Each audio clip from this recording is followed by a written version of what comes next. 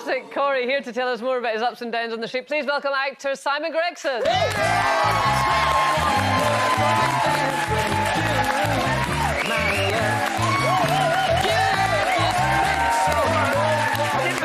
To come down then. I had a moment like that. I must come down the stairs, so I'll just stay. We were playing your song.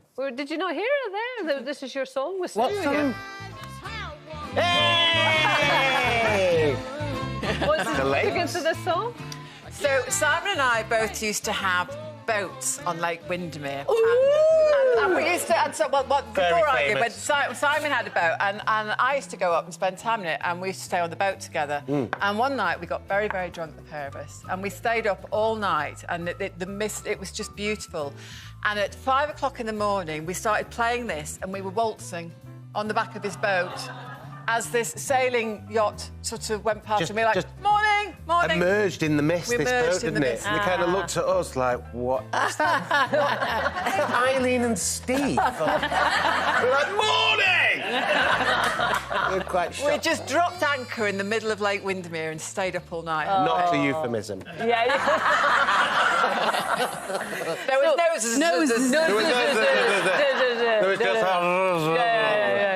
So do you think you've got another wedding in you on the street then? I hope not. No? I mean, flipping heck. You said they take ages, don't they? They take forever, don't they? Oh, those scenes, they're endless. They take days and days and always days. filmed in the winter. Yeah, I know. Really? You know what? When I was talking to because you have a researcher ring, to ask questions and things, and it suddenly dawned on me when I was answering this particular question that, of course, they film it in the winter. It must be cheaper to hire the set. Just set, yes. So, yeah, so they're very tight is the reason why. I was going to say as well, whatever's happened to Saran Jones, we've seen out of her, haven't we, since Corrie? Where's she gone? Anymore. Yeah, it's a shame. Yeah, I'm more frightened of Karen than I am of Tracy. Yeah. And that's the thing. So when did you two all meet then? What's the kind of... Were you in first? Yeah, I was in first, 89 I was Simon was in 89. I went in 96, I think it was. Right, I was OK. pregnant when I left. We were just saying because... But nothing to do with Simon. Nothing to do with Simon.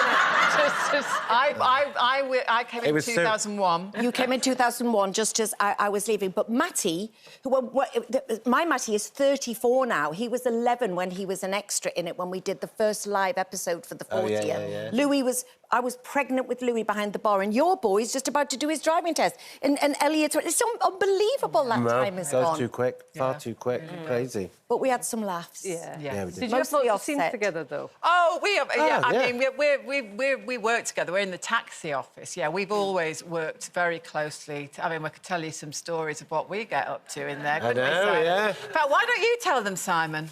Well, what happened was... You've all gone very coy, haven't they? They have gone very quiet. Yeah. well, I remember the first day I met you and broke Yeah, wind. yes, that's it. I said, let's get it out of the way. Let's just... let's move forward. How are we going to... I didn't cup it or anything. No. No, but what about... Should we tell them about our famous book? Yeah, so there's a book. So there was a book... But basically, it could get quite boring in between scenes, so you have to, like, you know, keep yourself occupied. Mentally, you know, you have to be very careful where you go. So I found a book and decided to write absolute awful obscenities about Sue in it, and poems, I remember. And then drawings. Sue, of course, jumped completely on the bandwagon and so we write terrible things, drawings by a picture of Simon by Sue, aged 7. And then one day so no one knew it was in this book. And then one day we opened it, and at the back it was clearly the producer at the time had written, "See me." But then the book went missing. The book has gone missing. Because they do tours, so people from Canada would come and stuff like that, and they take them around the set. And obviously, not knowing, like, why would you? We're like flicking through the book and going, Sue's a what? And Simon has a what now?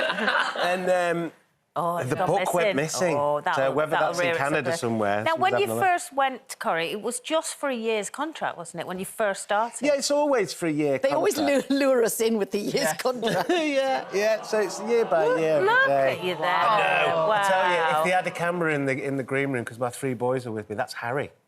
Oh, really? It's a mix of all of them, but... I think because Harry's 14, it's a spitting image of him. Yeah. So they've just grown up, obviously, with you being Steve McDonald. Yeah.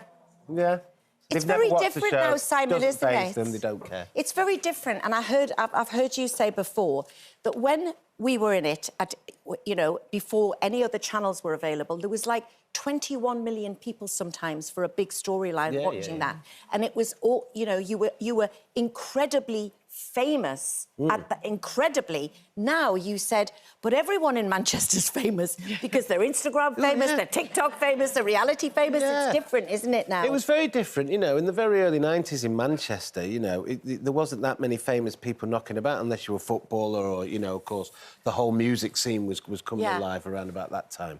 So it was a bit of a shock for people, to see someone off the TV. They didn't really handle it very well. But that's another story entirely.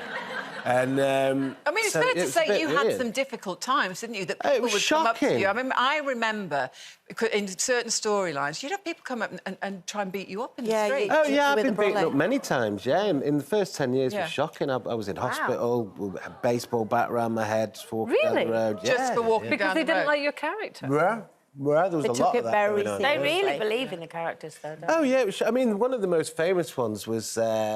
Alan Bradley, was that right? Alan Bradley, Rita's domestic violence storyline. He walked out of what was then Stage 1, the old studios, and got beaten up by an old woman with an umbrella. Yeah.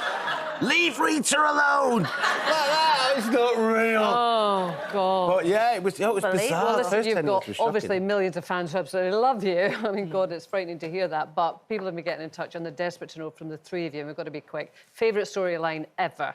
Simon, you go first.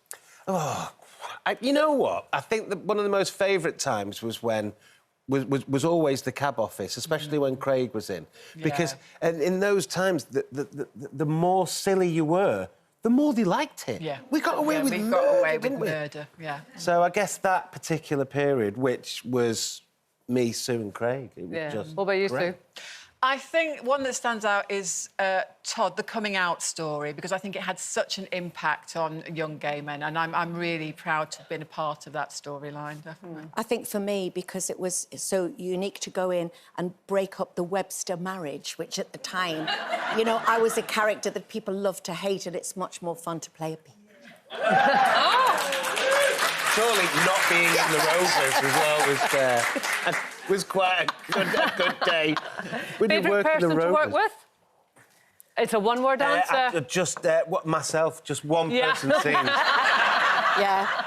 It's a lot easier that way. Best person to work with, Simon, do we agree? Oh, on occasions, he's all right. Yeah, we had some laughs. Oh, Simon, it's been great to have you. Simon Gregson, everyone.